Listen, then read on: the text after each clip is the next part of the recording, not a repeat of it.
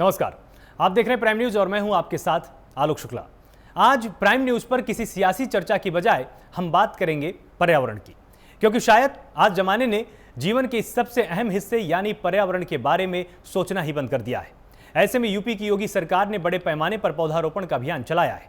इसके तहत योगी सरकार की तरफ से महज 24 घंटे के अंदर 25 करोड़ पौधे लगाए जाएंगे। इसकी शुरुआत मुख्यमंत्री योगी आदित्यनाथ ने पूर्वांचल एक्सप्रेसवे के किनारे पौधारोपण करके की है, तो दूसरी तरफ यूपी की राज्यपाल आनंदीबेन पटेल ने झांसी में पौधारोपण किया है। इस बीच मुख्यमंत्री योगी आदित्यनाथ ने लोगों से पौधारोपण करने की अपील की है।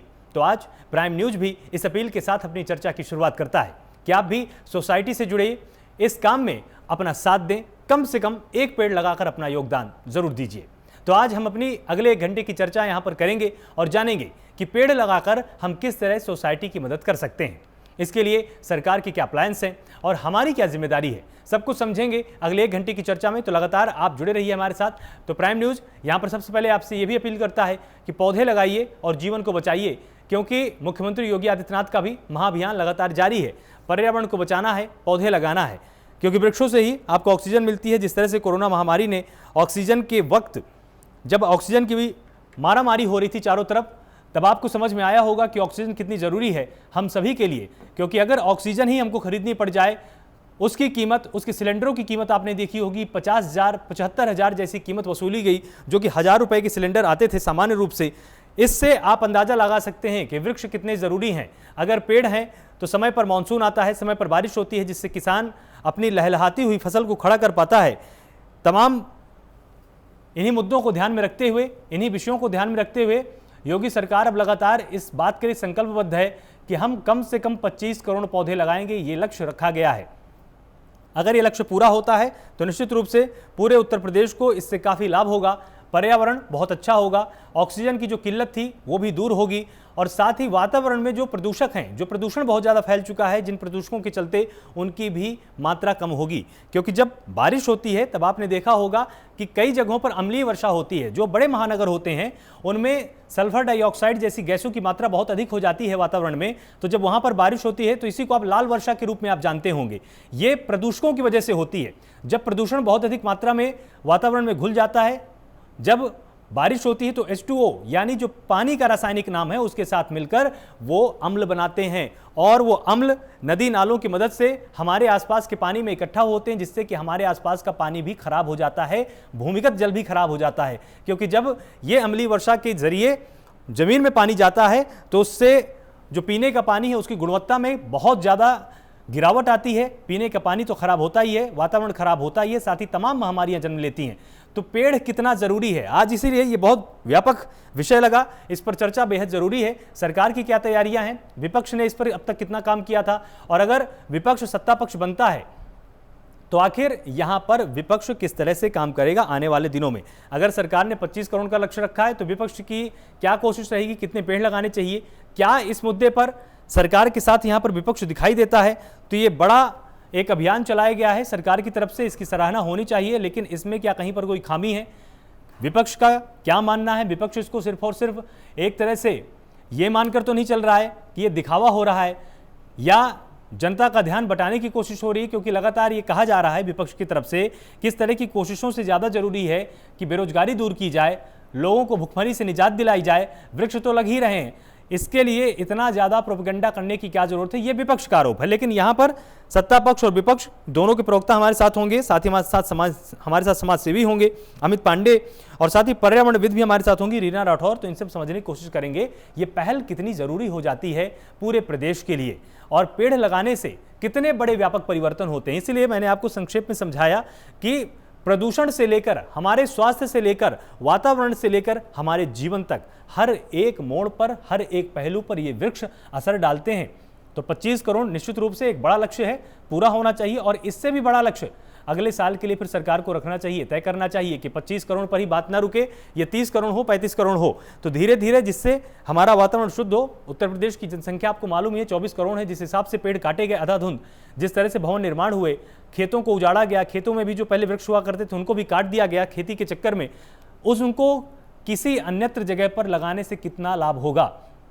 और आज तमाम कानून भी हमारे बनाए गए हैं, वन संरक्षण अधिनियम भी है हमारे पास, उनमें भी कंपनियों को आदेश दिया गया है, जो वन संरक्षण अधिनियम हमारे उनमें प्रावधान किया गया है कि अगर आप कहीं पर वनों का नाश करते हैं तो उतनी ही संख्या में वृक्ष लगाने किसी भी फैक्ट्री के लिए, किसी कंपनी के लिए, किसी एमएनसी के लिए बहुत जरूरी है। ये शर्तें हैं और इसीलिए बार बार आपने देखा होगा कि जो ग्रीन ट्रिब्यूनल है वो केस करता है, लोगों से जुर्माना लेता है, क्योंकि इस तरह की शर्तें पूरी नहीं की जाती कंपनियों के द्वारा।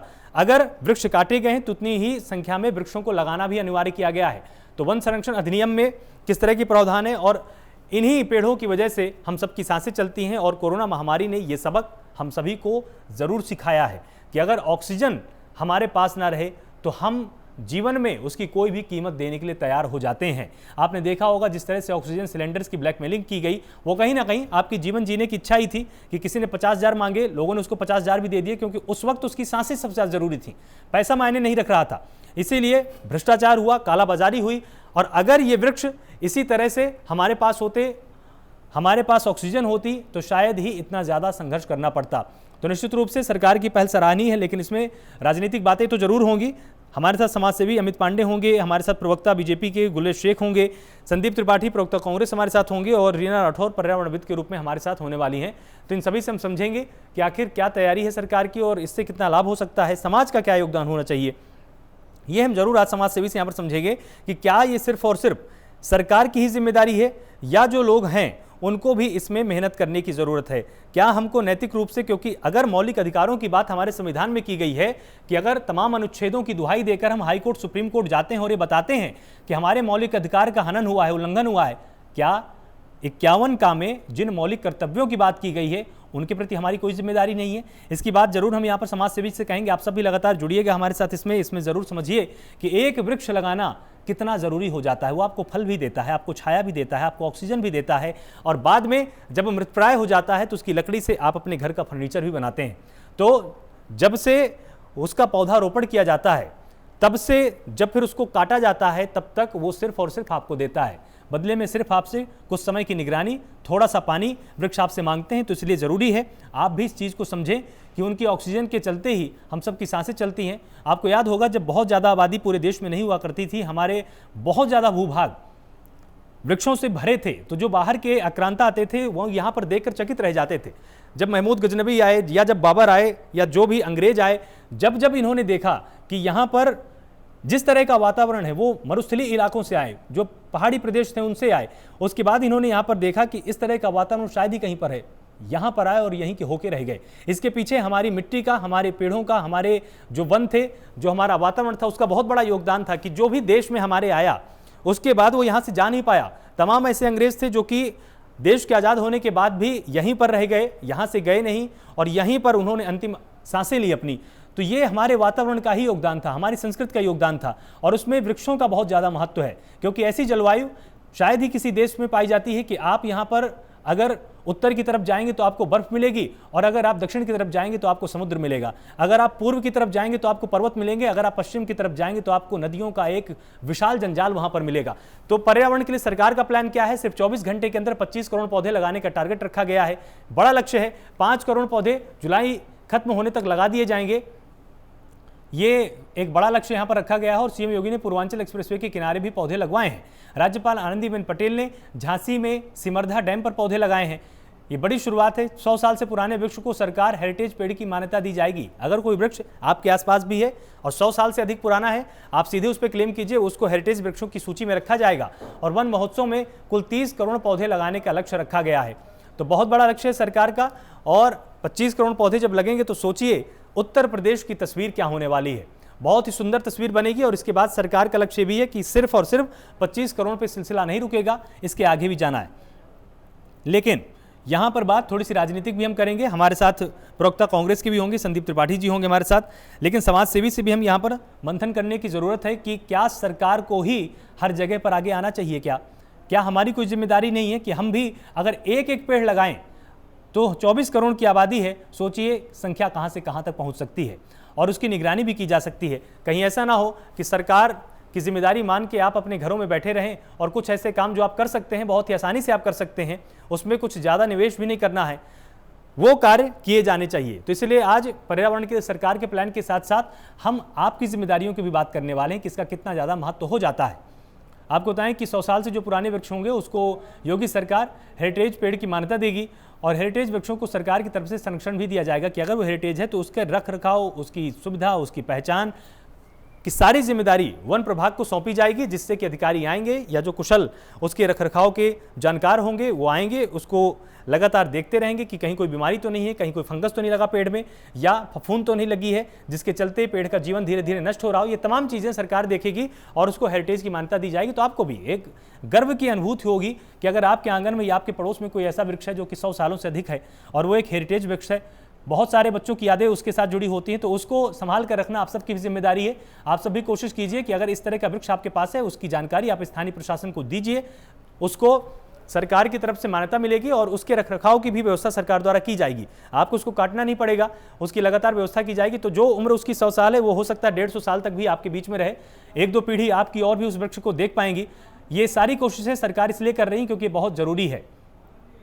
कोरोना महामारी ने यह हम सबको सिखाया कि ऑक्सीजन कितना ज़्यादा आवश्यक है, क्योंकि जिस सिलेंडर को 1000 रुपये में पहले आसानी से खरीदा जा सकता था बाजार से, उसी सिलेंडर को 50,000, 75,000, 1 लाख तक की कीमत में लोगों ने खरीदा है, मजबूरी में खरीदा है। बहुत कालाबाजारी हुई, सरकार भी इससे तंग हुई, विपक्ष ने भी इस पूरे मुद्दे को बहुत ही प्रमुखता के साथ उठाया था। चारों तरफ हाहाकार की स्थिति थी और इसी के चलते सरकार को अधिक से अधिक ऑक्सीजन मंगानी भी पड़ी बाहरी देशों से, उसका उत्पादन भी करना पड़ा और अब सरकार का मुख्य फोकस है कि ज़्यादा से ज़्यादा प्लांट पूरे उत्तर प्रदेश में या देश में बनाए जाएं। और इसके पीछे ही अब सरकार को कहीं ना कहीं एक दृष्टि मिली है, ये एक नज़रिया विकसित हुआ है सरकार का कि अब वृक्ष लगाए जाने चाहिए। ऑक्सीजन सबसे ज़रूरी है। अगर आपकी सांसें चल रही हैं तभी आपका जीवन है और अगर आपका जीवन सुरक्षित है तभी आपका भविष्य है, आपका पास पड़ोस है, आपका परिवार है। इससे इतर कुछ भी नहीं है और इसीलिए सरकार वन महोत्सव में 30 करोड़ वृक्षों को लगाने का लक्ष्य रख चुकी है और आपको बताएं कि 5 करोड़ वृक्ष अगले जुलाई में अंत तक लगा दिए जाएंगे और 25 करोड़ 24 घंटे में लगाए जाएंगे। तमाम मेहमान हमारे साथ लगातार जुड़े हुए हैं, आपको एक बार मैं उनसे रूबरू करा देता हूं। गुलेश शेख हमारे साथ, प्रवक्ता बीजेपी हैं, बहुत बहुत स्वागत है आपका प्राइम न्यूज पर। अमित पांडे समाजसेवी के रूप में हमारे साथ जुड़े हुए हैं, आपके बहुत स्वागत है। संदीप त्रिपाठी प्रवक्ता कांग्रेस के तौर पर हमारे साथ जुड़े हुए हैं और रीना राठौर पर्यावरणविद के रूप में हमारे साथ हैं। तो सबसे पहले गुलेश शेख आपके ही पास आते हैं, आपसे समझना चाहेंगे सरकार का लक्ष्य क्या है, सरकार ने किस विजन के चलते ये महाअभियान शुरू किया, क्योंकि इसको महाअभियान कहना ठीक है, 25 करोड़ एक बड़ा लक्ष्य होता है 24 घंटे के अंदर। सरकार का विजन क्या है इसके पीछे? देखिए, हमारी सरकारें एक जीवंत सरकारें हैं और जीवंत सरकारों की सबसे बड़ी पहचान होती है कि वे दूरदर्शिता रखती हैं। अभी आपने देखा होगा कि कनाडा जैसे कंट्री जो कि बर्फ के लिए जाना जाता है, वहां 48 डिग्री तक के टेम्परेचर गया है। हमारा गुजरात प्रांत हो या हमारा पंजाब प्रांत हो, उससे लगी हुई पाकिस्तान की सीमा के थोड़ी ही दूर जैकोबाबाद जो है, जैकोबाबाद में 52 डिग्री टेम्परेचर कल गया है। मतलब जो ग्लोबल वार्मिंग है वो शबाब पर है और जब ग्लोबल वार्मिंग शबाब पर होती है तो फिर मानव जीवन सबसे निचले पायदान पर पहुंचने लगता है। तो हमको अपनी पृथ्वी को बचाना है, अपने प्रांत और अपने देश को बचाना है। और जो वनस्पति है वो न केवल सुंदरता देता है बल्कि जीवन भी देता है, प्राणवायु भी देता है। तो प्राणवायु की कमी नहीं पड़े, सुंदरता बढ़े, हमारा जो क्लाइमेट वार्मिंग हो रही है उसके प्रभाव कम से कम हो और आगे आने वाली पीढ़ियों के लिए भी हम एक सुंदर धरती, स्वच्छ धरती और प्राणवायु से भरी धरती छोड़ के जाएं, उसी को मद्देनजर रखते हुए इतना बड़ा लक्ष्य रखा है। कोई कह सकता है और पूछ सकता है कि भैया आपने इतना बड़ा लक्ष्य क्यों रखा है? इसलिए इतना बड़ा लक्ष्य रखा है क्योंकि सपना जब बड़ा होगा तभी बड़ा कर पाएंगे। और ये सपना अपने लिए नहीं है, अपने देश की, अपने प्रदेश की आगे आने वाली पीढ़ियों के लिए है। तो इसको हम आगे लेकर चल रहे हैं और ऐसी कोई चीज नहीं होती है कि यदि ठान ले सरकारें, ठान ले समाज तो नहीं कर सकता, इसको भी करके दिखाएंगे। यह वही देश है जिसने 86 लाख वैक्सीन एक दिन में लगा के दिखाए। लोग कहते थे कैसे लगाओगे, कहाँ संसाधन है, कहाँ इंफ्रास्ट्रक्चर है, बड़ी बड़ी बातें होती हैं, लेकिन करके दिखाया और दुनिया में कीर्तिमान बनाया। जी, तो इसके पीछे जिस तरह से आपने लक्ष्य रखा है, इसमें क्या आगे भी इस तरह से क्रमिक रूप से आप इस कार्यक्रम को आगे चलाते रहेंगे कि 25 करोड़ में, 30 करोड़ में नहीं ठहरना है, लगातार ये चलता ही रहेगा? ये समूचे हिंदुस्तान में चलना है, एक प्रांत से दूसरा प्रांत से तीसरा प्रांत, और उसके बाद पैन नेशनली ये होना है। अलग अलग सरकारें, हमारे मध्य प्रदेश की सरकार ने पहले किया, हमने हमारी मध्य प्रदेश की सरकार ने जो नर्मदा की पूरी घाटी थी उसको हरे वृक्षों से हरा कर दिया और भर दिया, उसका संरक्षण भी किया, और आज 3-4 साल के बाद वो वृक्ष अपने आप, जिसको कहते हैं, स्वावलंबी हो चुके हैं, और वन अमले को इतना मुस्तैद कर रखा है कि मजाल है कि कोई वृक्ष को काट के दिखाए। यही स्थिति उत्तर प्रदेश में भी होनी है। जी, हमारे साथ रीना राठौर हैं, पर्यावरणविद हैं। आपका बहुत स्वागत है प्राइम न्यूज पर। रीना जी, सबसे पहला प्रश्न आपसे यही है कि पूरा देश आपको देख रहा है, आप एक बार अगर हमारे दर्शकों को ये समझा पाएं कि वृक्ष लगाना कितना ज़्यादा ज़रूरी है। क्योंकि देखिए, पहले स्कूलों में बच्चों को सिखाया तो जाता था कि वृक्ष लगाना चाहिए, वृक्षों का हमको ध्यान रखना चाहिए, ये एक परिवार के सदस्य की तरह होते हैं। लेकिन अब वक्त के साथ साथ जैसे जैसे लोग लैपटॉप में, फेसबुक में, ट्विटर में जितने ज़्यादा सक्रिय हुए हैं, उतना अब वृक्षों के आसपास या पर्यावरण के लिए संवेदनशील नहीं रह गए हैं। आप उनको सबसे पहले क्या समझाना चाहेंगे यहाँ पर? पहले तो मैं आपका बहुत धन्यवाद करना चाहूंगी कि इस महत्वपूर्ण एक टॉपिक पर आपने मुझे यहाँ पे रखा है। स्वागत है। और जिस तरीके की मुहिम आज उत्तर प्रदेश में चली है वो बहुत ही सराहनीय है, और मैं उसको चाहती हूँ कि इसको सरकार तक नहीं रखा जाए, उसको आगे भी बढ़ाया जाए। और मैं बस यही बोलना चाहती हूँ कि बिना वृक्ष, बिना अच्छा वातावरण के जीवन हमारा नहीं है, तो उसको बहुत ही संभाल कर हमें अपनी आगे वाली पीढ़ी को देना है। जैसा कि मैं खुद एक इंस्टीट्यूट में काम करती हूँ प्लांट्स के साथ, तो एक लगाव हमारा अपने पेड़ पौधों के साथ होता है। क्योंकि हमारे जीवन में हम जैसे अपने बच्चों के लिए पैसे इकट्ठे करते हैं, जैसे धनराशि जमा करते हैं, हम चाहते हैं कि हम अपने आने वाले भविष्य के लिए एक स्वच्छ और एक शुद्ध वातावरण तैयार करें। ये बहुत बहुत जरूरी है। और क्योंकि एक शुद्ध वातावरण और एक अच्छा वातावरण ही एक अच्छे जीवन की कल्पना, उसमें हम एक अच्छे जीवन की कल्पना कर सकते हैं। और वृक्ष हमारे जीवन के, क्योंकि वृक्ष, हम साइंस स्टूडेंट हैं तो हमें पता है कि वृक्ष जो प्लांट्स होते हैं वो लिविंग हैं। अगर हम उसके साथ जैसी संवेदना और जिस तरीके की क्रियाएं हम उसके साथ रखेंगे तो हमारे लिए और हमारे आने वाली पीढ़ी के लिए बहुत ही महत्वपूर्ण होगा। आपने जैसे काफ़ी वक्त आपने इसमें शोध भी किया है, आपका शोध क्या कहता है इसमें कि जिस तरह से ओजोन की बात होती है, लोगों को ओजोन का नाम तो पता है लेकिन उनको ये नहीं पता है कि ओजोन में जिस तरह से बार बार सरकारें कहती हैं, तमाम पर्यावरणविद लगातार कहते हैं कि उसमें छेद हो गया है, उससे क्या नुकसान होता है, और जिस तरह से ग्रीन हाउस गैसों की बात होती है, अगर आप ये समझा पाएंगे एक बार हमारे दर्शकों तो वो समझ जाएंगे कि ऑक्सीजन कितनी जरूरी है वातावरण में। बिल्कुल, CO2 लेवल इतना ज्यादा हो गया, कार्बन डाइऑक्साइड इतनी ज्यादा हो गई है, इतनी ग्रीन हाउसेस गैसेस हमारे पूरे पृथ्वी को, इतनी उसकी कंसंट्रेशन इतनी ज्यादा हो गई है, तो हमारी पृथ्वी है वो बहुत गर्म हो रही है। जैसा कि आप देख ही रहे कितनी गर्मी का सामना अभी हमें करना पड़ रहा है। तो अगर हम पौधे लगाएंगे, जितने ज्यादा हम पौधे लगाएंगे उतने ही ज्यादा ये ग्रीन हाउस गैसेस जो कि हमारे वातावरण में जो हमारा टेम्परेचर इंक्रीज कर देती हैं वो कम होंगी, और वो कम होंगी, वृक्ष ज्यादा होंगे तो बारिश ज्यादा होगी, तो हमारा वातावरण जो है एक शांति और एक समय के अनुसार वातावरण चलेगा। गर्मी में गर्मी, सर्दी में सर्दी, आप देख ही रहे हैं सर्दी कुछ ज्यादा हो जाती है या गर्मी बहुत ज्यादा भीषण हो जाती है कहीं कहीं। तो इस तरीके की आपदाओं से हमें ये हमारा, अगर हम इस तरीके की मुहिम और इस तरीके का काम करेंगे तो संभवतः हमें इन सब चीजों से जूझना नहीं पड़ेगा जो हम आज सफर कर रहे हैं। और आने वाले सालों में अगर इस तरीके का टेम्परेचर अगर इतना इंक्रीज रहा तो बहुत मुश्किल होगा। तो मैं चाहती हूँ कि आप सभी पेड़ लगाएं ताकि हमारा जो लेवल ऑफ ग्रीन हाउस है वो बहुत कम हो, जितना हम कम कर सकते हैं, और जिससे कि हमारा जो ओजोन होल है वो इतना ज्यादा ना बढ़े, क्योंकि अब ओजोन होल हम देख रहे हैं कि लगातार उसका जो साइज है वो इंक्रीज होता जा रहा है, और ये बहुत ही खतरनाक है आने वाले भविष्य के लिए, हमारे जीवन के लिए। तो पौधे लगाइए, मैं बस इतना ही कहना चाहूंगी। जी, हमारे साथ यहाँ पर संदीप त्रिपाठी जी भी जुड़े हुए हैं, बहुत स्वागत है आपका संदीप जी। जिस तरह से सरकार एक सराहनीय काम कर रही है कि 25 करोड़ का लक्ष्य रखा गया 24 घंटे के अंदर, और फिर जुलाई के अंदर तक 5 करोड़ पौधे और लगाए जाएंगे, मतलब टोटल 30 करोड़ पौधे लगाए जाएंगे। आप इस पहल को कैसे देखते हैं? ये सराहनीय पहल है या आपकी नज़र में इसमें कहीं ना कोई खामी है, इसमें सरकार को और ज़्यादा इनिशिएटिव इसको लेना चाहिए? देखिए, बहुत ही सराहनीय पहल है, लेकिन अगर कार्य हो तो 22 करोड़ वृक्ष अगले वर्ष लगे थे, आप कहीं भी आते जाते रास्ते में देखे होंगे, पेड़ लगते हुए तो देखे होंगे, लेकिन वो पेड़ आज हैं या नहीं है वो आपको आज नहीं पता होगा। सरकार का पैसा खर्च हो रहा है, उसकी योजनाओं, बहुत सारा पैसा उसकी रखरखाव के लिए खर्च हो रहा है, उसमें बहुत बड़ा घोटाला हो रहा है। हमारे जो है गुलरेज शेख जी ने मध्य प्रदेश का उदाहरण दिया नर्मदा नदी का, वहां पर भी घोटाला हुआ था। दिग्विजय सिंह जी ने उस घोटाले की पोल खोली थी और उस पर आज भी जांच चल रही है।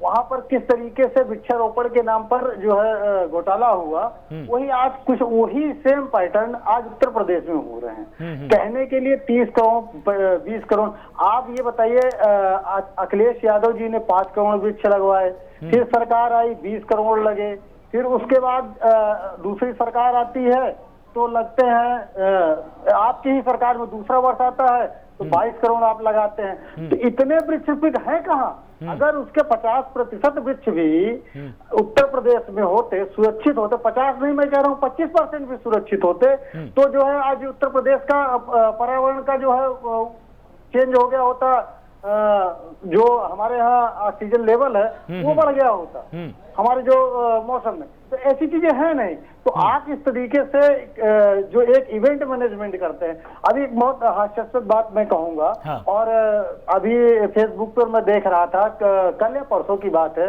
हमारे उत्तर प्रदेश के उप मुख्यमंत्री जी माननीय केशव प्रसाद मौर्य जी वृक्ष लगा रहे थे और उसके पीछे रामायण का संगीत बज रहा था और जैसे इवेंट मैनेजमेंट किया जाता है वो वीडियो एडिट करके डाला हुआ था। तो इससे काम नहीं चलेगा। अगर आपको कुछ करना है तो आपको नियत दुरुस्त करनी होगी। आप ये समझिए कोई पहली बार नहीं हो रहा है। 1976 में पर्यावरण वन संरक्षण अधिनियम लागू हुआ, उसके पहले भी पर्यावरण पर बहुत सारे कार्य हुए और उसके बाद औद्योगिकरण जैसे जैसे बढ़ा, उसके साथ साथ सरकारों ने क्या किया है और क्या होना चाहिए, किस तरीके से, और पहले और अब में अंतर क्या है। पहले सरकारें पेड़ लगाने के लिए पट्टा दिया करती थी, जमीन का पट्टा देती थी और उस पर सब्सिडी देती थी लोगों की, तब उसमें सहभागिता लोगों की होती थी। आप समझिए, आलोक जी बहुत बड़ी बात कह रहा हूँ, उसको बहुत गंभीरता पूर्वक समझने की जरूरत है। आप समझिए, जब तक लोगों की सहभागिता नहीं होगी, आप 5 करोड़ 2 करोड़ 20 करोड़ 100 करोड़ कुछ भी लगा लीजिए, पेड़ बचेंगे ही नहीं। इसलिए कि उसका संरक्षण वन विभाग के कितने कर्मचारी हैं, पूरे जो है तहसील में ज्यादा से ज्यादा 10 कर्मचारी, वो कितने वृक्षों को देख लेंगे? बिल्कुल वो असंभव है। आप जो है उन वृक्षों के लिए जैसे पहले था, पहली बात तो बफर जोन आप कितने घोषित किए।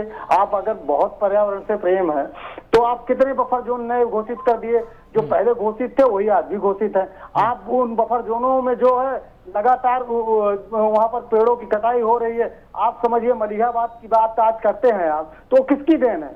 वो हमारी सरकार की देन है। हमने उसको बफर जोन घोषित किया और पेड़ लगाने पे संरक्षण दिया, सब्सिडी दी, पैसा लोगों को दिया, सब उस सब्सिडी का फायदा हुआ कि मलिहाबाद आप चले आइए, कुंडा का जो है मानीपुर की बेल्ट जो है आम के लिए, आंवला के लिए पट्टी बेल्ट चले जाए। तो इस तरीके से हमने बहुत सारे बफर जोन बनाए और वहां पर लोगों को सुविधा दी और सड़कों के किनारे लोगों को पट्टे दिए, तो उसमें फलदार वृक्ष लगाए गए।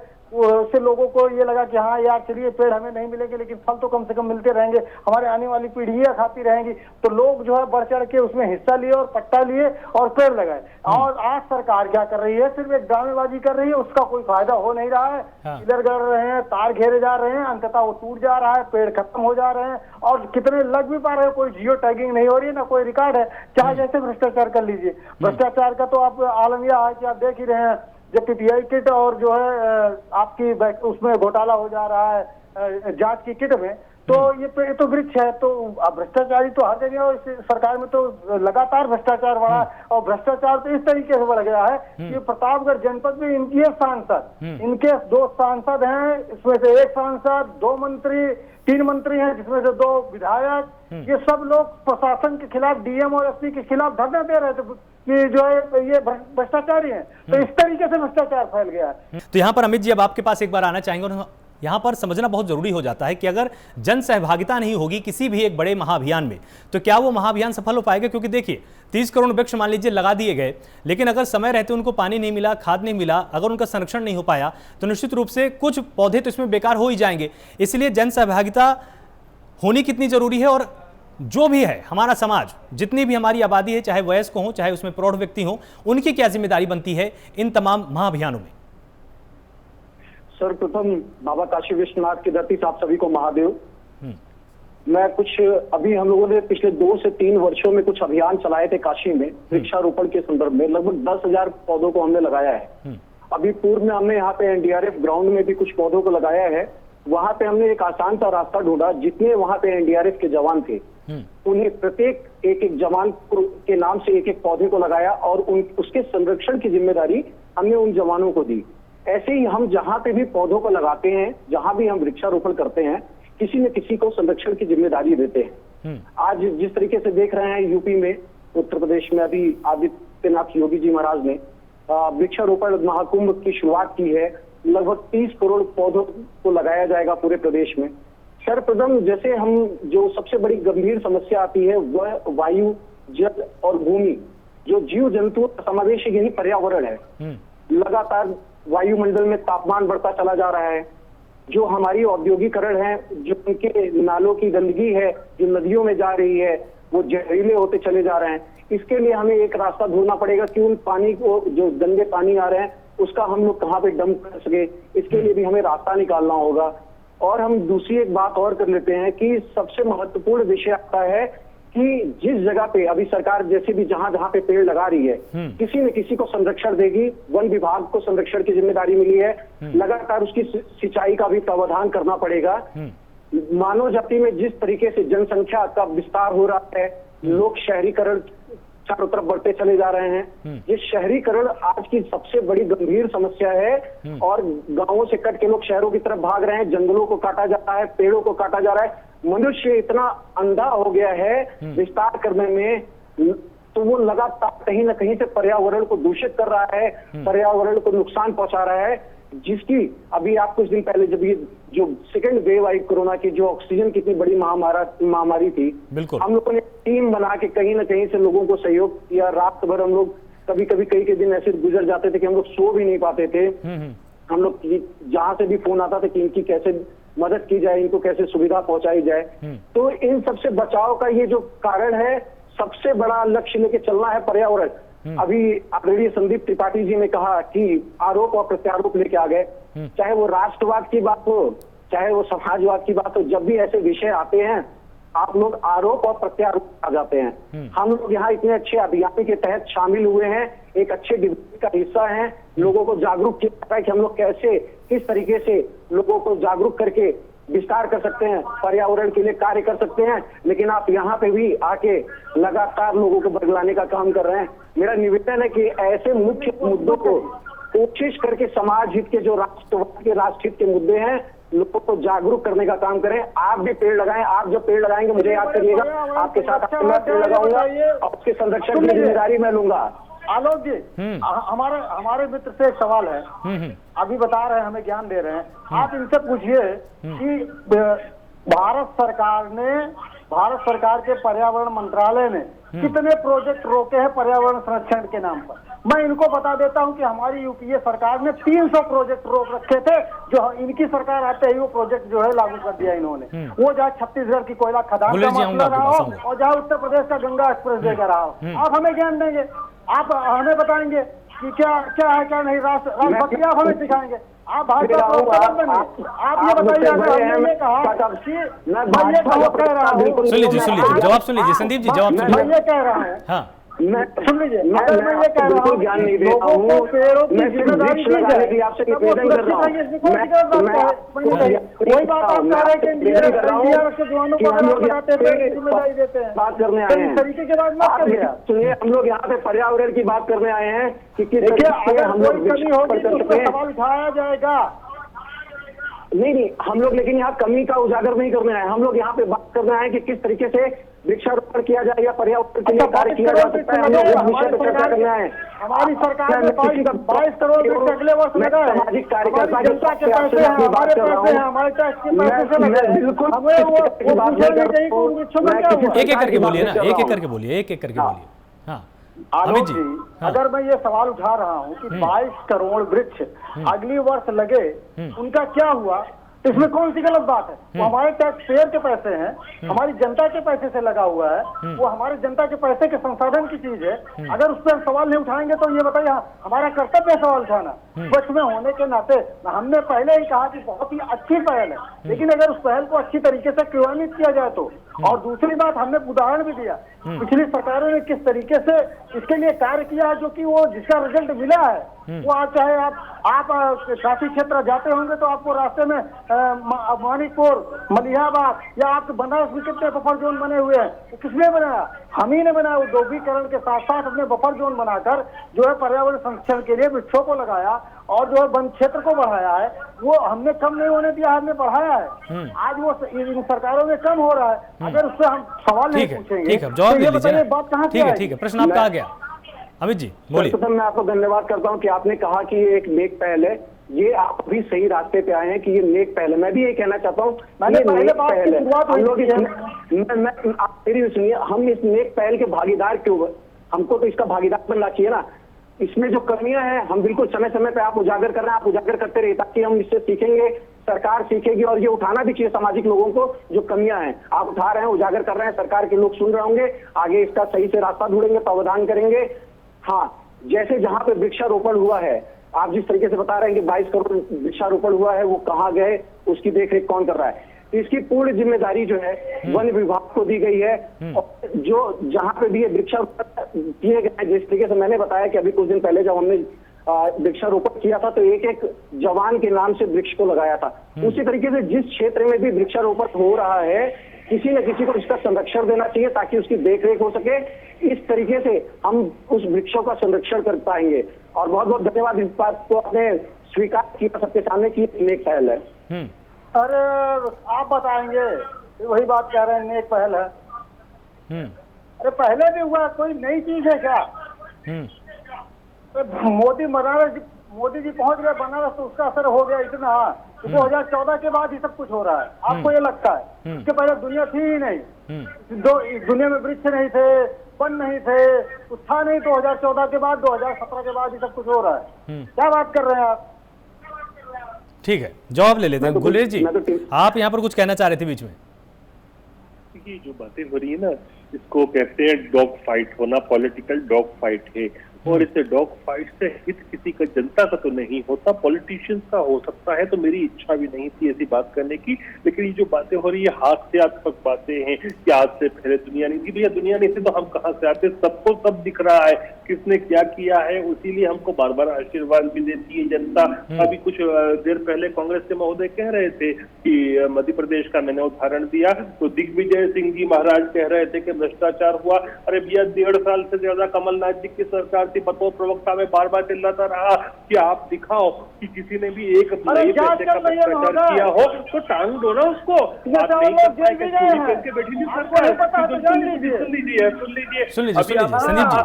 संदीप थोड़ा सा इंतजार कीजिए, थोड़ा सा से ज्यादा प्रोजेक्ट अटका रखे थे यूपीए ने। क्यों अटका रखे थे याद है? थोड़ा सा मैं आपको ब्रेन में स्ट्रॉमिंग करता हूँ, घंटी बजाता हूँ। एक जयंती टैक्स हुआ करता था, जयंती नटराजन जो थी वह पर्यावरण मंत्री हुआ करती थी। जब तक जयंती जी के पास टैक्स नहीं पहुंचता था, जयंती टैक्स, तब तक क्लियरेंस नहीं मिलता था, तो वो भ्रष्टाचार होता था और भ्रष्टाचार का मनी पहुंचता था ऊपर तक के कांग्रेस पार्टी में। तो जयंती टैक्स को खत्म किया। वास्तव में यदि पर्यावरण का ध्यान रखना है तो हमको डेवलपमेंट भी करना है और साथ ही साथ पर्यावरण को भी बचाना है। तो इस प्रकार की जो आप बातें कर रहे हैं, मैंने पहले एक भी पॉलिटिकल बात नहीं की थी, क्योंकि इन बातों से प्रकृति का कल्याण नहीं होना है, मानव जाति का नहीं होना है, आपका मेरा हो सकता है। तो हमने एक अच्छी पहल की है, उसको आप साधुवाद दीजिए। और मैं तो कहता हूँ चाहे समाजवादी पार्टी हो चाहे कांग्रेस पार्टी हो, हमसे हाथ में हाथ मिलाकर आगे बढ़े। आओ, इस आपकी धरती है ना, अपनी प्रकृति है, उसको और सुंदर बनाते हैं साथ मिलकर। अरे भाई, हम बिल्कुल मिलकर बनाने के लिए तैयार हैं। क्यों ऐसी बातें कर रहे हैं? हम जब धरती के लिए बात कर रहे हैं, हम मानव जाति के लिए कर रहे हैं, हम पशुओं के लिए भी कर रहे हैं, सबके कल्याण की बात कर रहे हैं, तो उसमें राजनीतिक दला दली से थोड़ा सा ऊपर ब्रॉड विजन रखे थोड़ा ऊपर उठ जाए, आपको पता चल जाएगा कि मैं किस दृष्टिकोण से बात कर रहा हूँ। मैं तो कहता हूँ कांग्रेस भी साथ आए, समाजवादी सब साथ आए, सब मिलकर काम करते हैं। हो सकता है कि जो हमने टारगेट लिया है उससे 25% ज्यादा अचीव हो जाए। देखिए अच्छा काम कर रहे हैं, ये काम केवल समर्पित है, मानवता के कल्याण को समर्पित है, इसमें राजनीतिक दलादली नहीं होना चाहिए। तब आपकी मंशा क्या थी? जब इसी प्रदेश में, उत्तर प्रदेश सरकार में समाजवादी पार्टी की सरकार थी और उन्होंने 5 करोड़ वृक्ष लगाए थे, तब आपने सवाल लगाया था। देखिए मैं बोलना नहीं चाहता था, लेकिन आप जब इस प्रकार की बातें कर रहे हैं तो उत्तर प्रदेश को 4 से 5 हिस्सों में बांटा गया था समाजवादियों, तथाकथित समाजवादियों ने। वो घर के एक एक व्यक्ति को ये काम दिया था कि आज शाम तक इस हिस्से से इतना आना चाहिए, उस हिस्से से इतना आना चाहिए। इसलिए समाजवादी की सरकार के समय की तो बात ही बची। सुनील बंसल जी जब से धन भेजना केंद्र में कम कर दिया, उत्तर प्रदेश में राजनीतिक उथल पुथल मच गई। आप इस बात को भूल जा रहे हैं, आप ये भूल जा रहे हैं कि उत्तर प्रदेश की बीजेपी और केंद्र आमने सामने क्यों खड़े हुए? ये नौबत क्यों है? ये नौबत सिर्फ पैसा का झगड़ा है कि जो वसूली हो रही है और जब वसूली योगी नाथ जी ने बंद कराने की कोशिश हो रहा है। ठीक है, आप दोनों के पास में आता हूँ थोड़ी देर में, आप दोनों के पास में आता हूँ। एक सेकंड मैं आप दोनों के पास आता हूं। रीना राठौर हमारे साथ जुड़ी हुई हैं। रीना जी, पूरा देश आपको देख रहा है, आपकी मदद से यहां पर हम जरूर एक बार ये समझाना चाहेंगे लोगों को कि जिस तरह से वन आरक्षित क्षेत्र की बात होती है, बहुत सारे लोग अभी इस कॉन्सेप्ट को जानते नहीं है कि जैसे अगर कुछ ऐसे जैविक क्षेत्र होते हैं तो वहां पर उनको पूरी तरह से संरक्षित कर दिया जाता है। कहीं कहीं तमाम वनों को यह कहा जाता है कि वन आच्छादित क्षेत्र है। इस तरह अगर सरकार परिभाषित करने लग जाए, लेकिन ये सिर्फ और सिर्फ उन्हीं वनों पर लागू किया जाता है जहां पर बहुत सैकड़ों के एकड़ की, अगर हम क्षेत्रफल की बात करें, अगर वन वहां तक आच्छादित है तभी सरकार उसको मानती कि ये एक वन है। क्या ग्रामीण स्तर पर भी छोटे छोटे कहीं पर वनों की पहचान करके इस तरह से आरक्षित उनको किया जा सकता है? क्या साफ तौर पर कह दिया जाए कि ये वन नहीं कटने चाहिए अगर 2 गांवों के या 3 गांवों के बीच में है कहीं भी? हाँ, मैंने सबकी बात बहुत ध्यान से सुनी है। ये बहुत बड़ी बुद्धिजीवी हैं, इस तरीके की चर्चा में शामिल है। मैं बस ये बोलना चाहूंगी कि हाँ, इस तरीके का सरकार इस तरीके का निर्णय ले सकती है जहाँ पे हम उन वृक्ष को ना काटे जो ज्यादा ऑक्सीजन हमें दे रहे हैं, जिनका लीफ बहुत बड़ा है, जिनका जो पत्ती का आकार है वो बहुत बड़ा है। उस तरह के जहाँ पे पेड़ हैं उन वृक्षों को ना काटा जाए तो हम उनको संरक्षण सरकार दे सकती है। ये इस तरीके का काम करके सरकार जो बफर जोन जिनको हम बोलते हैं, कोर जोन, जहाँ पे हम लोग बिल्कुल इंटरफेयर नहीं कर सकते हैं, अगर हम इस तरीके का छोटा सा प्लान अगर हम ग्रामीण क्षेत्रों में भी लेके चलेंगे, अगर इस तरीके का हम विलेज में भी लेके चलेंगे तो ये भी एक बहुत अच्छी पहल होगी सरकार के लिए और पूरे देश के लिए और इस मुहिम के लिए। और एक बात मैं और भी बताना चाहूंगी कि जो भी फार्मर हैं, किसान हैं, जिनका खेती है, अगर वो अपने लैंड के किनारे अगर वो जैसे गेहूं लगाते हैं तो वो बीच में लगाते ही हैं और उस गेहूं के पास में, मतलब जो बाउंड्री होती है उनका, जो मैड जिसे हम बोलते हैं हिंदी में, वहां पे अगर वृक्षारोपण किया जाए और जो कि जिनकी घनी घनी पत्तियां हो, तो इस तरीके से जो लेवल ऑफ ऑक्सीजन है वो ज्यादा होगा और थोड़ी शुद्धिकरण होगा वायु में। और तो इस तरीके का मुहिम सरकार उठा सकती है जहाँ पे इस तरीके का हम संरक्षण कर सकें छोटे छोटे पैमाने पर। बिल्कुल, आपकी मदद से हम यहाँ पर ये भी जानना चाहेंगे कि देखिए ग्रामीण क्षेत्रों में लोग ज़्यादातर नहीं जानते कि कौन सा पेड़ लगाना है। आप जाएंगे गांव में तो आप देखेंगे बबूल का आपको बहुत ही आसानी के साथ आपको देखने को मिल जाएगा, बांस का आपको मिल जाएगा। आप क्या ग्रामीणों को यहाँ पर ये बता सकते, क्योंकि प्राइम न्यूज़ लगभग उत्तर प्रदेश के हर गाँव में देखा जाता है, वो समझ पाएंगे कि किस तरह के पेड़ को उनको लगाना चाहिए जिससे ऑक्सीजन भी मिले। और इसका फायदा ये भी हो सकता है ना कि कल के दिन अगर वो अपने खेत के आसपास लगाते हैं, जब भी बसंत आएगा, पतझड़ होगा और वो पत्तियां उसके खेतों में रहेंगी तो उसको खाद की भी जरूरत फिर कम से कम पड़ेगी। बिल्कुल, आप बिल्कुल बहुत अच्छी बात बोली आपने कि जिस तरीके से फर्टिलाइजर हम लोग यूज कर रहे हैं, पेस्टिसाइड यूज कर रहे हैं, उससे फर्टिलिटी बहुत लॉस हो रही है सॉइल की, जो कि वो भी पर्यावरण का ही हिस्सा है। किसी भी तरीके से अगर हम अपनी सॉइल को या हम एयर को या फिर वाटर को भी परेशान करें तो वो इन्वायरमेंट को ही हार्म कर रहा है। तो जो वृक्ष लगाने चाहिए वो इस तरीके के वृक्ष होने चाहिए ताकि पत्तियां थोड़ी घनी हो, क्योंकि आपको पता है कि जो फोटोसिंथेसिस होती है जिससे खाना प्लांट बनाता है अपना, वो लीफ से ही होता है। तो बड़ी आकार की पत्तियां वाले पेड़ वो लगा सकते हैं, और जैसे कि जिसका जड़ें बहुत ज्यादा नीचे तक जाती हो वैसे वृक्ष भी लगाने चाहिए, क्योंकि उनसे वाटर भी प्यूरिफाई होता है। जैसे कि बैनियन ट्री है हमारे पास, या हमारे पास नीम का पेड़ हमें लगाना चाहिए, वो भी हमें आसानी से मिल जाता है। हमको अगर जगह कम है तो हमें एलोवेरा भी लगाना चाहिए, और घर में अगर घर में कर सकते हैं तो हमें कर रही है उन्होंने आपके कॉल को होल्ड पर इस तरीके के जो पौधे हैं हम लगा सकते हैं ताकि जो लेवल ऑफ ऑक्सीजन है वो ज्यादा हो और कम जगह में भी हम इसको इस्तेमाल कर पाए। तो तुलसी और आपका एलोवेरा और आपका नीम और आपका पीपल, इस तरीके के वृक्ष आपको लगाने चाहिए। बिल्कुल, ये बहुत अच्छी जानकारी आपने दी है। यहाँ पर संदीप जी कुछ बीच में कहना चाहते हैं। संदीप जी देखिए, अभी गुलरेज जी से थोड़ा 1 to 1 2-3 सवाल पूछ रहा हूँ, इनसे तुरंत जवाब ले लीजिए। हाँ बिल्कुल, बहुत अनुरोध है। अभी आप कह रहे हैं इनका पर्यावरण संरक्षण प्रेम कितना है, मैं अभी 2 मिनट के अंदर आपको साबित करके दिखा देता हूँ। हम गुलरेज शेख जी कृपया आप बताएंगे कि उत्तर प्रदेश में कितने प्रतिशत वन आच्छादित क्षेत्र है, बताने का कष्ट करें। पहला सवाल बताएंगे आप गुलरेज जी, उत्तर प्रदेश में कितने प्रतिशत क्षेत्र जो है क्षेत्रफल वनाच्छादित है? गुलेश जी आप तक आवाज आ रही है? पर्यावरण प्रेमी गायब हो जाएंगे, मुझे पता है। गूगल कर रहे होंगे, नहीं हो सकता है मोदी जी और नहीं तो जो है पर्यावरण प्रकाश जावड़ेकर जी के पास। उन तक जहाँ तक अभी आवाज नहीं जा रही। गुलेश जी आप तक आवाज आ रही है? हमें पता है। और सुन लीजिए, इनको ये भी नहीं पता होगा इनकी सरकार का एक अच्छा काम मैं बता देता हूँ। गुलेश शेख जी इतनी देर दुनिया भर के आरोप प्रत्यारोप करते रहे, इनको मैं बता देना चाहता हूँ कि उत्तर प्रदेश की सरकार ने जो एक सबसे अच्छा बढ़िया काम किया है कि 1976 के वन संरक्षण अधिनियम में जो 6 पेड़ प्रतिबंधित थे, 6 या 7 कंफर्म नहीं हूँ, 6 या 7 पेड़ प्रतिबंधित थे, उनकी संख्या बढ़ाकर 29 कर दी गई है। जिसका फायदा यह होगा कि जो पेड़ ऑक्सीजन तो बहुत देते थे, लेकिन जो जन उपयोगी न होने की वजह से उन्हें काट दिया जाता था, उन पर बहुत बड़ी रोक लगेगी। उनमें पीपल है, गूलर है और जो है जामुन है, ऐसे करके जो है 22 पेड़ों की संख्या को बढ़ाया गया है। हाँ। इसकी मैं सराहना करता हूँ और ये मैं धन्यवाद देता हूँ योगी सरकार को। लेकिन आप जो है सिर्फ एक दिखावे का इवेंट मैनेजमेंट करेंगे और जो है आप एक जो है सिर्फ रिकॉर्ड बनाने के लिए कोई काम करेंगे और उसको आप कहेंगे कि मैं कहूंगा कि अच्छा है, तो ये मुझसे नहीं हो पाएगा।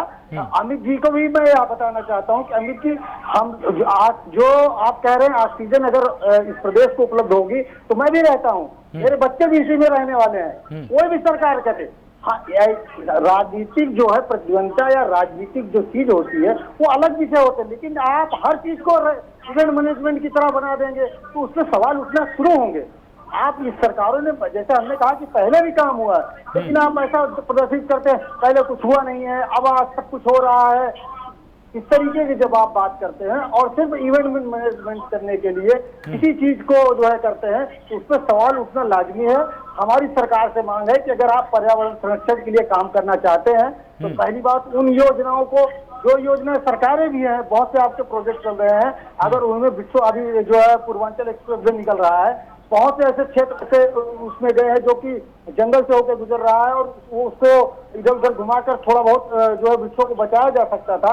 ये 3 सर्वे हुए थे, उनमें से जो है कुछ सर्वे को आप ले लेते या इधर से जो कि 1 किलोमीटर के दायरे के थे तो बहुत सारे वृक्ष बच सकते थे, वो नहीं हुआ। आप जो है गंगा एक्सप्रेस वे का DPR देखिए, उठाकर देखिए और उसमें वृक्षों की संख्या भी लिखी हुई है। तो इस तरीके से बचाया जा सकता था। आप उसके लिए काम करिए, हम आपके साथ हैं, लेकिन इवेंट मैनेजमेंट करेंगे और इतने पेड़ लगाएंगे, उतने पेड़ लगाएंगे, इतने लग रहे हैं, और आप डंका पीटेंगे और अन्य मुद्दों से आप डाइवर्ट कर देंगे, बेरोजगारी, कानून व्यवस्था, और जो है जिस तरीके से कोरोना काल में लोगों की मृत्यु हुई, हमारे अमित जी कह रहे हैं कि गैस सिलेंडर वो पहुंचा रहे थे, जो सरकार का काम था वो समाज सेवी या कोई लोग कर रहे थे। तो इस तरीके के सवालों को आप सिर्फ जो इवेंट मैनेजमेंट के तहत खत्म कर देना चाहते हैं, ये संभव नहीं है। आप अगर पर्यावरण के लिए कुछ भी करते हैं तो कांग्रेस पार्टी पूर्णतः सरकार के साथ है। ठीक है गुलेश जी, लगातार कांग्रेस का यही कहना है कि अगर आपको पेड़ों को लगाने की इतनी ज्यादा चिंता है तो आप सीधे पेड़ लगाइए ना, ये इवेंट मैनेजमेंट आखिर आप बार बार क्यों कर रहे हैं? उससे पूछ रहे हैं। हाँ, संदीप जी का ये आरोप है आप पर, संदीप जी का आरोप ये है कि सरकार इवेंट मैनेजमेंट कर रही है, सरकार का फोकस पेड़ों पर नहीं है। नहीं, देखिए, आप हर चीज को यदि इसी प्रकार से बात करने लगे कि वैक्सीनेशन का पर्व रखना है, महापर्व रखना है योगा डे के साथ, तो वो इवेंट मैनेजमेंट है। आपने इंटरनेशनल योगा डे बनवाया तो वह भी इवेंट मैनेजमेंट है। अरे भैया, सब लोगों को जब साथ लेकर चलते हैं तभी तो काम होता है। गांधी जी योगा डे में शामिल करवा देते। अरे सुन लीजिए, सुन तो लीजिए, अरे थोड़ा सा अरे सुन लीजिए भाई, थोड़ा सा धीरज रखिए, बस सुन लीजिए, बस थोड़ी देर सुन लीजिए। बोलिए बोलिए बोलिए जी। इंसान है ना। देखिए, गांधी जी बहुत सारी चीजें करते थे जिसमें मास लोगों को जोड़ते थे। कितने सारे कार्यक्रम होते थे, क्यों जोड़ते थे कि इवेंट मैनेजमेंट नहीं करते थे गांधी जी। चाहे वो अलग अलग दिवस मनाते थे, चाहे लोकमान्य गंगाधर तिलक महाराष्ट्र में अलग अलग काम करते थे, सांस्कृतिक काम करते थे, तो आपको क्या लगता है कि इवेंट मैनेजमेंट था? नहीं, इवेंट मैनेजमेंट नहीं था, क्योंकि सरकारों से बहुत ज्यादा सशक्त होते हैं वो समाज के लोग होते हैं, समाज होता है। वो समाज को साथ जोड़ने के लिए एक वातावरण जो बनाना पड़ता है, एनवायरमेंट, वह हमारी सरकारें बनाती हैं। क्यों बनाती हैं? क्योंकि हमारे लोग मूल्यता आते हैं, ज्यादा सब नहीं लेकिन ज्यादातर राष्ट्रीय स्वयंसेवक संघ से आते हैं। वो संघ हमेशा क्या करता है कि समाज को साथ लेना, समाज को जोड़कर आगे बढ़ना, वो समाज की शक्ति को ले जाना, वही करते हैं, इसलिए कर रहे हैं। संदीप जी जी, अभी कह रहे हैं कि ये सब आरएसएस से आते हैं और ये कहाँ से। अगर आप कह रहे हैं कि समाज सेवी को जोड़ने के लिए, यही बात तो हम कह रहे हैं ना कि जिस तरीके से पहले पट्टे दिए जाते थे वृक्ष लगाने के लिए, वही आप काम करिए ना, दे दीजिए। अगर हो तो आपसे भी इतना होगा कि आपको उसमें लूट करने का मौका नहीं मिलेगा। आपके लोग उसमें लूट, मतलब आपको इसमें भी लग रहा है क्या कि पेड़ लगाने के बहाने सरकार लूट लेगी सबको? देखिए, इसमें ये वाला एंगल भी है क्या आपका? नेगेटिविटी फैलाने, एक सेकंड गुलेश जी, सीधा सा प्रश्न पूछता हूं ना मैं। संदीप जी, आप तब से बार बार आप एक इशारा कर रहे हैं कि सरकार पेड़ लगाने के बहाने भी लूटपाट करेगी, ऐसा है क्या? आप ये बताइए, एक गूलर, बिल्कुल एक गूलर के वृक्ष का सरकारी रेट क्या है आप जानते हैं? एक नीम के पेड़ का सरकारी रेट क्या है जानते हैं? हमको नहीं पता है, गुलरेज जी से जरा पूछ कर हमें बताइएगा। अभी आपको मुझे नहीं पता भ्रष्टाचार होता है कि नहीं होता है? नहीं, मुझे नहीं पता ना। जो चीज मुझे नहीं पता उसमें ना बोलूंगा मैं। जी, बहुत बढ़िया। आप सर्वज्ञानी नहीं हूँ। जी, तो ये मान के चलिए कि 25 रुपीज से लेकर 125 रुपए तक उन पौधों के दाम है जो आम तौर पर गाँव में आपको ऐसे ही मिल जाएंगे। तो उसमें भ्रष्टाचार होने की बिल्कुल गुंजाइश है। अरे कैसी बातें कर रहे हो साहब? अभी फिर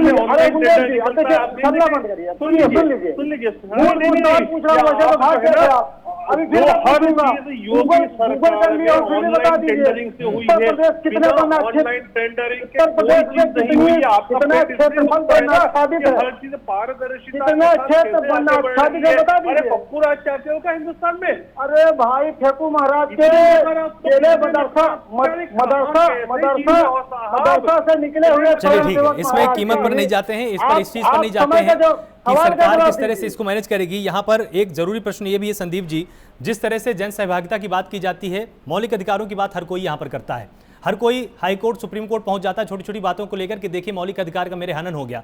मौलिक कर्तव्य भी हैं कुछ हमारे यहाँ, कुछ हमारी फंडामेंटल ड्यूटीज भी हैं, क्या उसको लेकर भी जनता को जागरूक होना चाहिए? और अगर वृक्ष लगाने से आसपास का वातावरण शुद्ध होता है तो क्यों ना हर नागरिक को अपना ये कर्तव्य निभाना चाहिए? जी, जहाँ तक बहुत बढ़िया बात आपने कही, जहाँ तक आज आप बात कह रहे हैं, आज समाज जागरूक है और लोग वृक्ष लगाते हैं, चाहे आप छोटे छोटे उनके जन्मदिन के अवसर हो या ऐसे कोई कार्यक्रम हो, हर कोई वृक्ष लगाता है। अगर वृक्ष लगते नहीं होते तो ये जो है आज उत्तर प्रदेश रेगिस्तान बन गया होता। तो और दूसरी बात, हमारे भाई साहब को मित्र को बहुत चीजें नहीं पता है कि कितने क्षेत्र पहले उत्तर क्षेत्र हुआ करते थे, और जैसे अभी आपने कहा कि बबूल देखने को मिल जाते हैं, तो क्यों देखने को मिल जाते हैं? कभी आपने सोचा है कभी का क्षेत्र पूछ रहे हैं? क्या पूछ रहे हैं? क्षेत्र कौन सा नहीं पता मुझे कीमत नहीं पता थी। कौन सा क्षेत्र का पूछ रहे हैं आप? एक सेकंड। उत्तर प्रदेश में कितने वन आच्छादित क्षेत्र है? गूगल कर लिए हो तो थोड़ा बता दीजिए। अच्छा ठीक है संदीप जी, आते हैं गूगल की बात नहीं है, अभी नहीं जाते। ठीक है गुलेज जी एक सेकंड, गुलेज जी एक सेकंड, 3 लाख वर्ग किलोमीटर से ज्यादा है ओपन फॉरेस्ट। संदीप जी, गुलेज जी एक सेकंड। अमित जी मेरा ये प्रश्न आपसे है कि गूगल कर एक सेकंड संदीप जी, अमित जी से मेरा प्रश्न ये है अमित जी कि जिस तरह से मौलिक अधिकारों की बात हर कोई करता है, मौलिक कर्तव्यों को भी तो ध्यान में रखना चाहिए ना। समाज की इसमें सहभागिता क्या हो सकती है? मैं थोड़ा सा कुछ बताना चाहूंगा अभी कुछ पूर्व के अभियान के विषय में, और आग्रह करूंगा जो भी हमारे साथी लोग यहाँ पे जुड़े हैं तो वो इन बातों को लेकर आगे भी बढ़े हैं। गत वर्ष जब कोरोना की फर्स्ट वेव आई थी तो उस समय हम लोगों ने एक कैंपेन काशी में चलाया था, सैनिटाइजेशन अभियान। और वो सैनिटाइजेशन अभियान कुछ दिन में, 1 महीने लगभग चलते चलते एक महाअभियान बन गया। लगभग बनारस के 500 लोग मशीनों को लेके काशी के विभिन्न क्षेत्रों को सैनिटाइज कर रहे थे। न कि वो नगर निगम पे डिपेंड थे, वो खुद से आत्मनिर्भर बनके सैनिटाइजेशन का कार्य करते, अपनी क्षमता अपना सहयोग वो जनता के बीच में जाके कर रहे थे। दूसरा, मैं अपने हर जन्मदिन पे और साथ में ही पर्यावरण दिवस के दिन 5 पेड़ मैं खुद लगाता हूँ और उसके संरक्षण की जिम्मेदारी देता हूँ किसी न किसी व्यक्ति को। और वो सभी पेड़ मैं पिछले 4 साल से लगातार ये कार्य कर रहा हूँ अपने जन्मदिन पे और पर्यावरण दिवस के दिन। सभी पेड़ अच्छे से फल फूल रहे हैं। तो किसी पे दोषारोपण करने से, टिप्पणी करने से खुद को बचाते हुए अपना जो योगदान है, अपनी जो सहभागिता है, खुद से आगे बढ़ के एक कदम बढ़ाएं अपना योगदान देने के लिए समाज को। तो आप सभी मेहमानों का बहुत बहुत शुक्रिया यहाँ पर हमारे साथ जुड़ने के लिए। आप सभी ने आज यहाँ पर बहुत अच्छी चर्चा की, जो कमियां थी उसकी भी बात यहां पर की गई, या जिस तरह की गलतियां सरकार से हो सकती हैं उस पर भी यहां पर कांग्रेस ने प्रश्न खड़ा किया है। अच्छी बात है कि सरकार को ध्यान रखना चाहिए, वृक्ष जरूर लगाए जा रहे हैं लेकिन ये सूखने ना पाएं, ये जीवंत तो हों, बड़े हों और सभी को छाया दे पाएं। साथ ही रीना राठौड़ ने भी यहां पर बहुत अच्छा विश्लेषण किया, लोगों को एक अच्छी सलाह दी है कि आपको अपने खेतों के आसपास वृक्ष जरूर लगाने चाहिए और जिनकी पत्तियां ज्यादा चौड़ी हों, मतलब जिनमें प्रकाश संश्लेषण की प्रक्रिया, जिसको फोटोसिंथेसिस भी बोलते हैं, जिसकी प्रक्रिया ज्यादा हो, उस तरह के वृक्ष को लगाइए क्योंकि इनसे ऑक्सीजन आपको ज्यादा मिलती है। यहां पर गुलेज जी ने भी साफ तौर पर संकल्प सरकार का दोहराया है कि हम पूरी तरह से कटिबद्ध हैं, पूरी तरह से प्रतिबद्ध हैं कि वृक्षों को अधिक से अधिक लगाएंगे। और संदीप जी ने भी यहां पर पूरी तरह से एक बड़ा अनुरोध भी किया और अमित जी ने भी लोगों को यह सलाह दी है कि आपको सभी को आगे आना चाहिए, मौलिक कर्तव्यों का भी पालन करने की जरूरत है, जनसहभागिता यहां पर बहुत जरूरी है। आप सब भी जुड़े रहिए लगातार प्राइम न्यूज के साथ। नमस्कार।